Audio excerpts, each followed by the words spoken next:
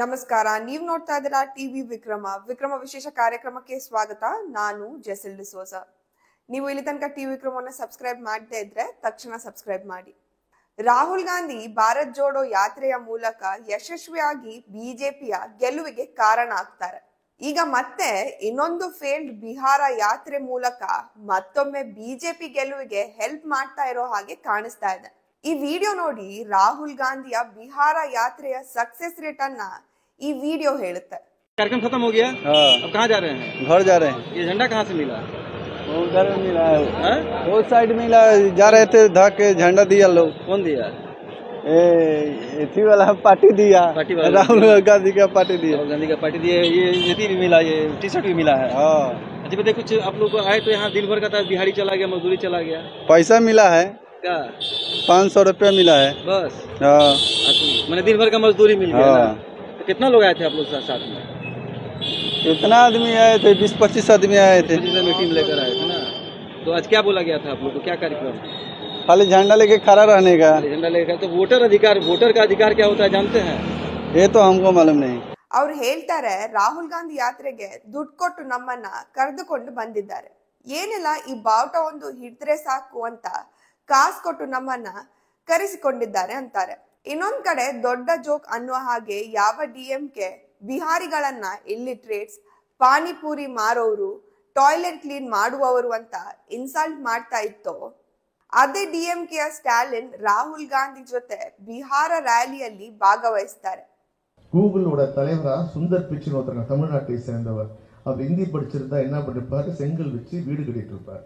இன்னைக்கு கூகுள் இதை தலை சிறந்த நிறுவனத்தில் தலைவராக இருக்கிறார். இன்று பார்த்தீங்கன்னா நம்ம பிள்ளைங்கள்லாம் படிச்சுட்டு நல்ல ஆங்கிலம் தெரிந்த காரணம்லாம் நீங்க ஐடி கம்பெனியில் கை நிறைய சம்பளம் வாங்குறாங்க. இல்லாட்டி பாருங்க, ஹிந்தின்னாங்களே உங்களுக்கு நல்லா தெரியும். இன்னைக்கு பில்டிங் கட்டுறது யாருங்க? இன்னைக்கு பாருங்க, எல்லா வேலையும் யூபியில ஹிந்தி மட்டும் படிக்கிறவன் தான், பீகார்ல ஹிந்தி மட்டும் படிக்கிறவன் இங்க தமிழை கத்துக்கிட்டு இன்னைக்கு நம்ம வீடு கட்டி தரான், சாலையை பிறக்கிறான், கக்கூஸ் கழுவுறான். இதாங்க ஹிந்தி படிச்சா நேரமே.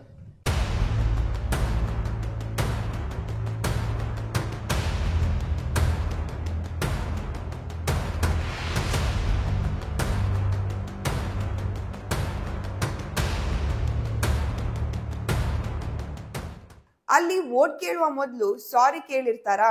ಚಾನ್ಸೇ ಇಲ್ಲ. ಯಾಕಂದ್ರೆ ಇಂಡಿಯಾ ಅಲಯನ್ಸ್ ಅಂದ್ರೆ ನಾಚಿಕೆ, ಮಾನ ಮರ್ಯಾದೆ ಎಲ್ಲ ಬಿಟ್ಟವ್ರಲ್ವಾ. ರಾಹುಲ್ ಗಾಂಧಿ ಕರ್ನಾಟಕದಲ್ಲಿ ಬಂದು ನಾನು ಆಟಮ್ ಬಾಂಬ್ ಹಾಕ್ತೀನಿ ಅಂತ ಹೇಳಿ ಕೊನೆಗೆ ಎಲೆಕ್ಷನ್ ಕಮಿಷನ್ ಕೇಳುವ ಪ್ರಶ್ನೆಗೆ ಉತ್ತರ ಕೊಡದೆ ಓಡಿ ಹೋಗಿದ್ದು ನೀವು ನೋಡಿರ್ತೀರಾ.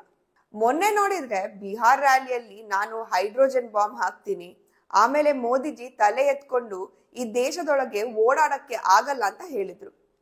बीजेपी के लोग काले झंडे दिखा रहे है ना? अब मैं बीजेपी से कहना चाहता हूं, अच्छी तरह सुन लीजिए बीजेपी के लोग, अच्छी तरह सुन लीजिए भैया।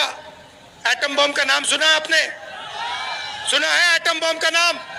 उससे बड़ा क्या होता है? उससे बड़ा क्या होता है? एटम बम से बड़ा हाइड्रोजन बम होता है नहीं होता है? माधवपुरा में हमने एटम बम दिखाया था। बीजेपी के लोगों तैयार हो जाओ, हाइड्रोजन बम आ रहा है, हाइड्रोजन बम आ रहा है, तैयार हो जाइए। आपकी जो सच्चाई है, वोट चोरी की सच्चाई है, वो पूरे देश को पता लगने जा रही है। आने वाले समय में मैं आपको गारंटी करके दे रहा हूं, हाइड्रोजन बम के बाद नरेंद्र मोदी जी अपना चेहरा इस देश को नहीं दिखा पाएंगे।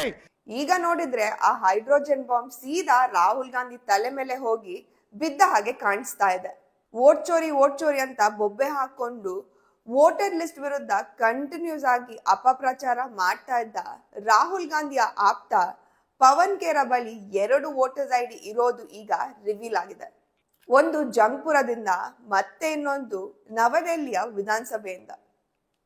ಒಂದಕ್ಕಿಂತ ಹೆಚ್ಚು ಕ್ಷೇತ್ರದಲ್ಲಿ ಮತದಾರರ ಪಟ್ಟಿಯಲ್ಲಿ ಹೆಸರು ರಿಜಿಸ್ಟರ್ ಆಗಿರೋದಕ್ಕೆ ಈಗ ರಾಹುಲ್ ಗಾಂಧಿ ಆಪ್ತ ಪವನ್ ಖೇರಾ ಅವರಿಗೆ electoral registration officer new Delhi notice ನೀಡಿದೆ.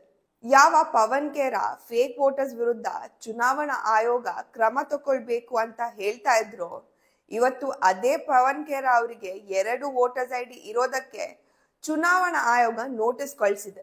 ಇನ್ನು ಕೊನೆಯದಾಗಿ ದೇಶದ ಅತಿ ದೊಡ್ಡ ವೋಟ್ ಚೋರ್ ಯಾರಾದ್ರೂ ಇದ್ರೆ ಅದು ಕಾಂಗ್ರೆಸ್. ಯಾಕೆ ಅಂತ ಹೇಳ್ತೀನಿ ಕೇಳಿ. ಫಸ್ಟ್, ಭಾರತದ ಪ್ರಜೆ ಆಗುವ ಮೊದಲೇ ಸೋನಿಯಾ ಗಾಂಧಿ ಹೆಸರು ಮತದಾರರ ಪಟ್ಟಿಯಲ್ಲಿ ರಿಜಿಸ್ಟರ್ ಆಗಿರುತ್ತೆ. ಎರಡನೇದಾಗಿ 1991ರಲ್ಲಿ ಸೋನಿಯಾ ಗಾಂಧಿ ಮತದಾನದ ನಿಯಮವನ್ನ ಉಲ್ಲಂಘನೆ ಮಾಡ್ತಾರೆ. ಮೂರನೇದು, ಸಿದ್ದರಾಮಯ್ಯ ಅವರೇ ಒಪ್ಕೊಳ್ತಾರೆ 1991ರಲ್ಲಿ ನಾನು JDS ನಲ್ಲಿ ಇರುವಾಗ ಕಾಂಗ್ರೆಸ್ ವೋಟ್ ಚೋರಿ ಮಾಡಿ ನನ್ನನ್ನ ಸೋಲಿಸಿತ್ತು ಅಂತ. ಆಮೇಲೆ ನಾನು 91ನೇ ಇಸ್ವಿನಲ್ಲಿ ಪಾರ್ಲಿಮೆಂಟ್ ನಿಂತಿದ್ದೆ, ನಾನು ಸೋತ್ಬಿಟ್ಟೆ. ಅದು ಮೋಸದಿಂದ ಸೋತೆ ಅಂತ ಇಟ್ಕೊಳ್ಳೋಣ, ಆಗ ಇವ್ರ ಕಲೆ ಕೇಸ್ ಹಾಕ್ಸಿದೆ ನಾನು. LG ಅವನೂರವರು ಕೂಡ ಆರ್ಗ್ಯುಮೆಂಟ್ ಮಾಡಿದ್ರು, ಇವರು ಡ್ರಾಫ್ಟಿಂಗ್ ಎಲ್ಲ ಇವರೇ ಮಾಡಿದ್ರು. ಇನ್ನು KN ರಾಜಣ್ಣ ಅವರು ಕಾಂಗ್ರೆಸ್ ಆಡಳಿತದಲ್ಲಿ ಫೇಕ್ ವೋಟರ್ಸ್ ಇದೆ ಅಂತ ಸತ್ಯ ಹೇಳಿದಾಗ ಅವರನ್ನ ಸಚಿವ ಸ್ಥಾನದಿಂದ ಕೆಳಗೆ ಇಳಿಸ್ತಾರೆ. ಈಗ ನೋಡಿದ್ರೆ ಪವನ್ ಖೇರಾ 2 ವೋಟರ್ಸ್ ಐಡಿ ಜೊತೆ ಸಿಕ್ಕಿ ಬಿದ್ದಿದ್ದಾರೆ. ರಾಹುಲ್ ಗಾಂಧಿ ಇಷ್ಟು ದಿನ ನಿಜಕ್ಕೂ ವೋಟ್ ಚೋರಿ ವಿರುದ್ಧ ಹೋರಾಟ ಮಾಡಿದ್ದು ನಿಜ ಆಗಿದ್ರೆ ಈ ಕೂಡಲೇ ಪವನ್ ಖೇರಾ ಅವರನ್ನ ಪಕ್ಷದಿಂದ ಹೊರ ಹಾಕ್ಬೇಕು. ಸಾಧ್ಯ ಇದೆಯಾ? ಟಿವಿ ವಿಕ್ರಮ, ದೇಶ ನಿಮ್ಮ ಕೈಯಲ್ಲಿ. ಈ ಕಾರ್ಯಕ್ರಮ ನಿಮಗೆ ಇಷ್ಟ ಆಗಿದ್ದಲ್ಲಿ ಲೈಕ್, ಶೇರ್ ಹಾಗೂ ಕಮೆಂಟ್ ಮಾಡಿ. ಟಿವಿ ವಿಕ್ರಮದ ಕಾರ್ಯಕ್ರಮಗಳನ್ನು ನಿರಂತರವಾಗಿ ವೀಕ್ಷಿಸಲು ಸಬ್ಸ್ಕ್ರೈಬ್ ಮಾಡಿ, ಬೆಲ್ ಐಕನ್ ಒತ್ತಿ.